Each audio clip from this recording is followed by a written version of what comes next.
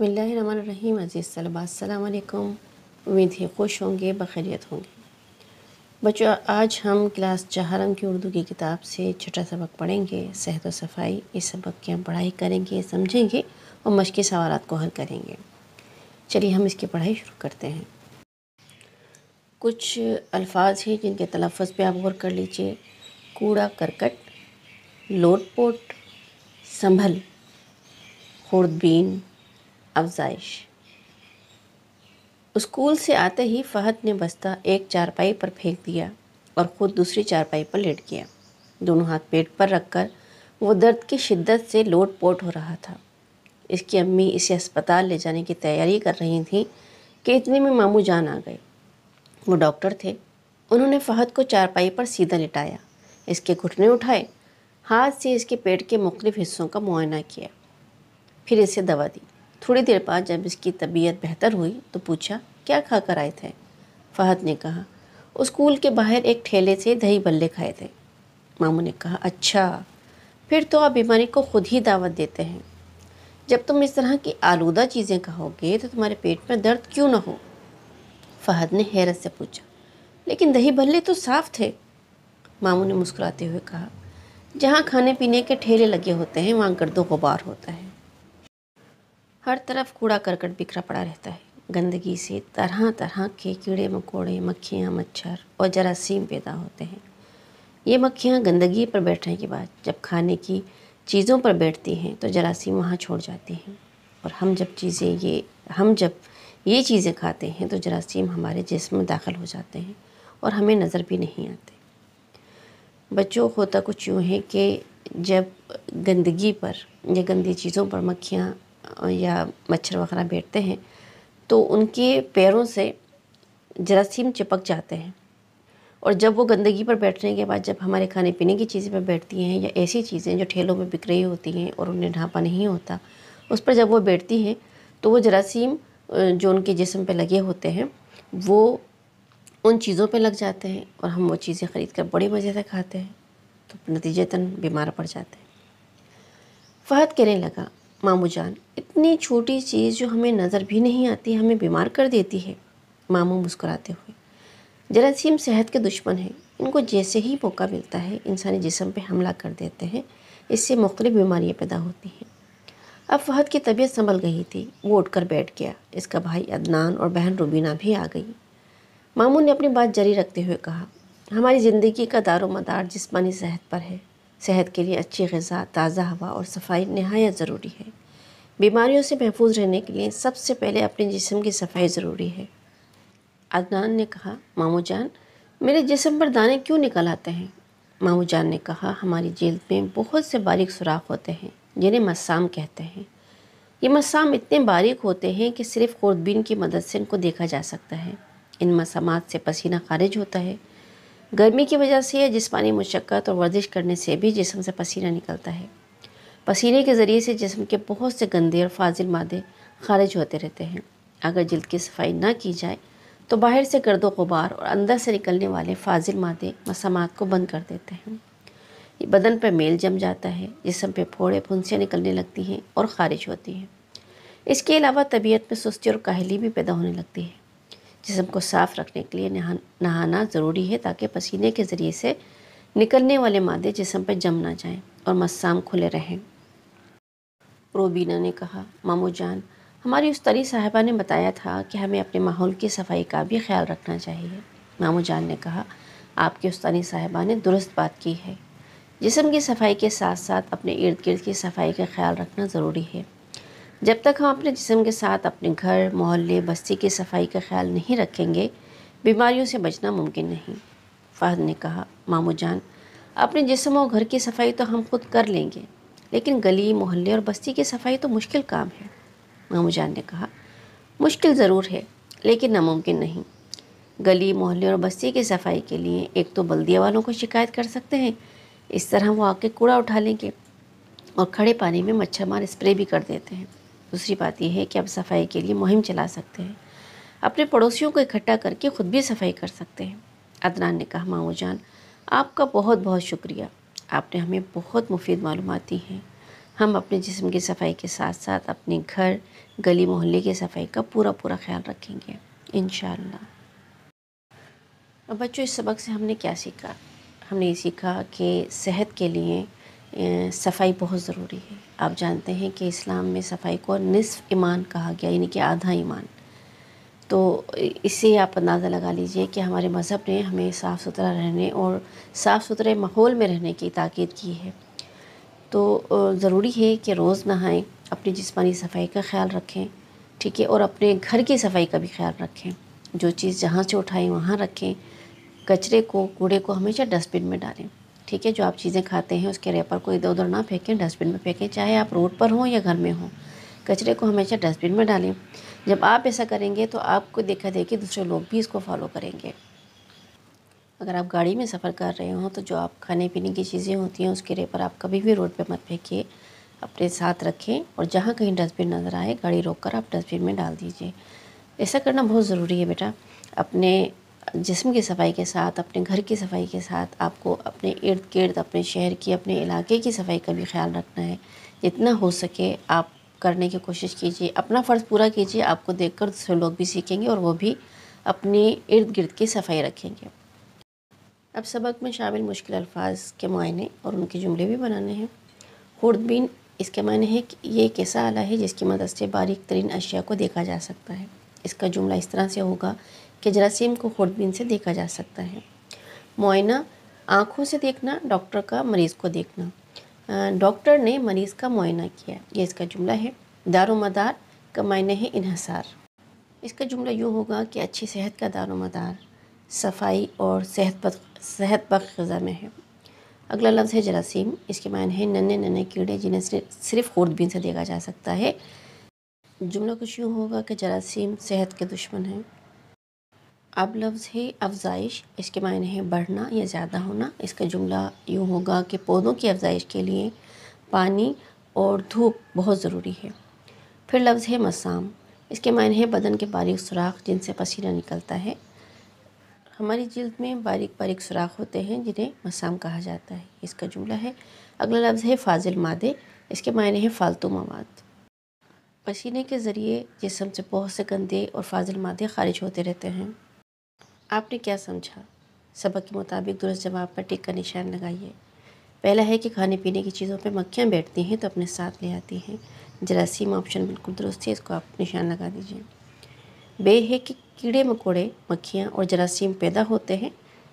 इसका ऑप्शन है गंदगी से, ये दुरुस्त है, इस पर निशान लगा लीजिए। तीसरा है कि मलेरिया बुखार होता है, मच्छर के काटने से होता है, निशान लगा लीजिए। अगला है कि मसाम नज़र आते हैं खुर्दबीन से, इस पर भी हम निशान लगा लें। दिए हुए सवालात के जवाब लिखें। पहला सवाल है जिस्म में जरासीम किस तरह दाखिल होते हैं? इसका जवाब है मक्खियाँ गंदगी पर बैठने के बाद जब खाने पर बैठती हैं तो जरासीम छोड़ जाती हैं। ये चीज़ें जब हम खाते हैं तो जरासीम हमारे जिस्म में दाखिल हो जाते हैं। दूसरा सवाल है कि जरासीम से अपने आप को किस तरह बचाया जा सकता है? इसका जवाब है कि खाने पीने में सफाई का ख्याल रखें और अपनी जिस्मानी सफाई का भी एहतमाम करें।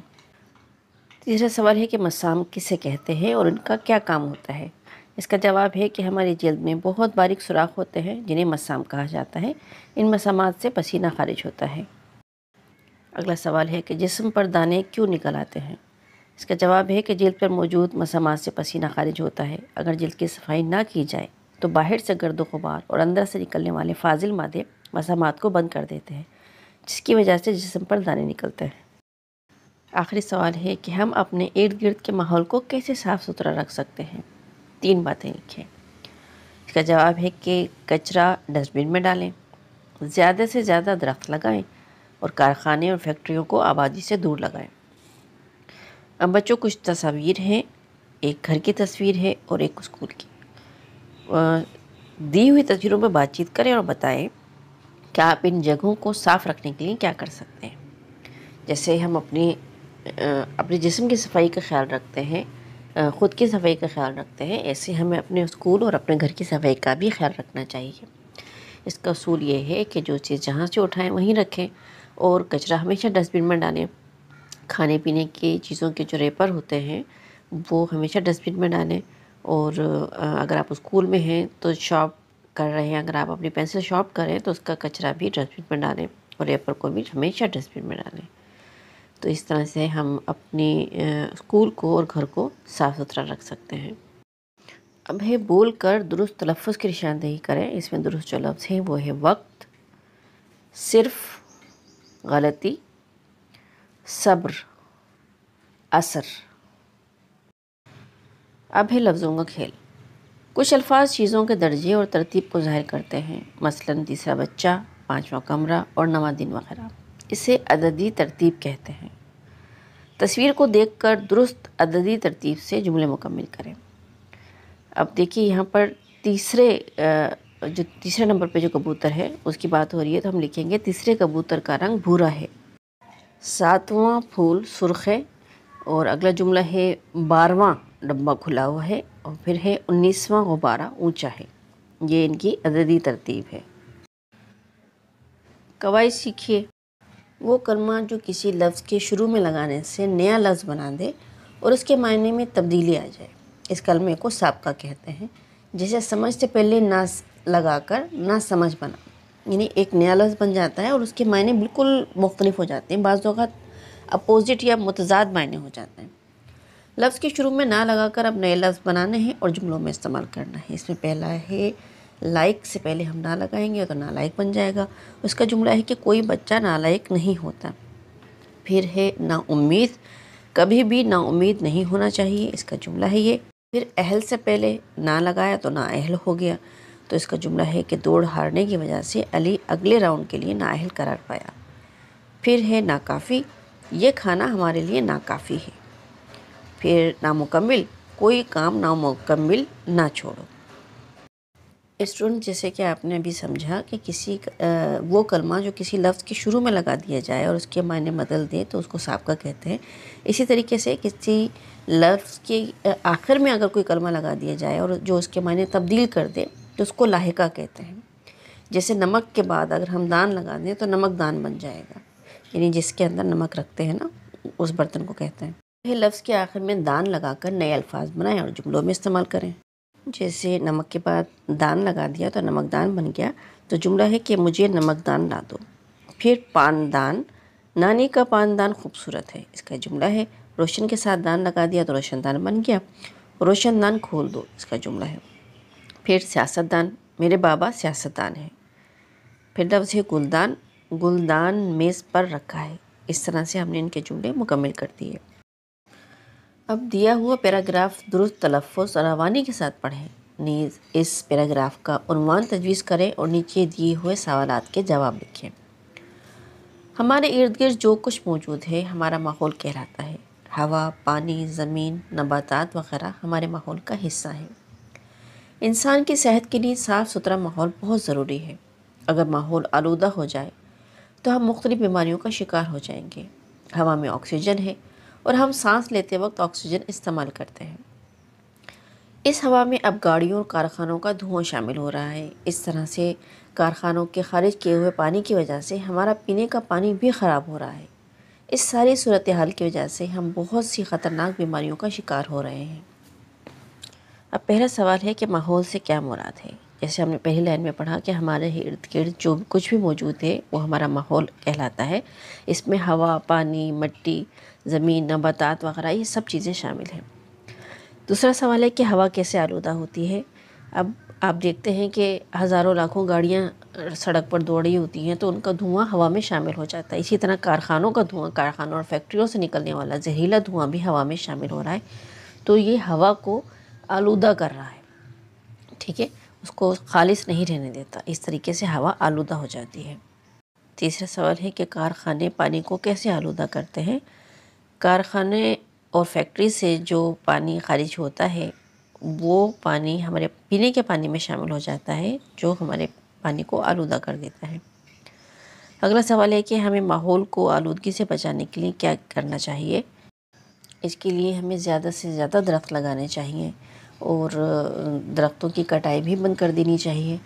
और दूसरी बात ये कि कारखाने और फैक्ट्रीज़ को आबादियों से दूर लगाना चाहिए और गाड़ियों में भी कुछ ऐसा सिस्टम हो कि धुआं, जहरीला धुआं जो ख़ारिज ना करे या कम से कम ख़ारिज हो। तो इस तरीके से हम अपने माहौल को साफ़ सुथरा रख सकते हैं।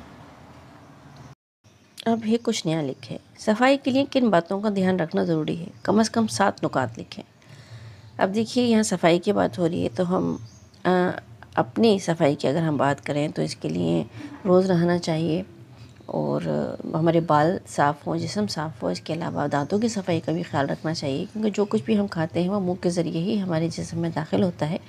तो अगर मुंह की सफाई बेहतरीन तरीके से होगी तो हमारी सेहत भी बेहतर रहेगी। खाने से पहले हमेशा हाथ धोएं। इसके अलावा जब भी आप वॉशरूम से या बैतुल खला से वापस आएँ तो लाजमी आप साबुन से हाथ धोएं और अच्छी तरह हाथ धोने हैं। इसके अलावा अपने नाखून हमेशा तराश के रखें, यानी नाखून बड़े हुए ना हो। नाखून बढ़ जाते हैं तो उनमें मेल जमा हो जाता है जिसमें जरासीम होते हैं।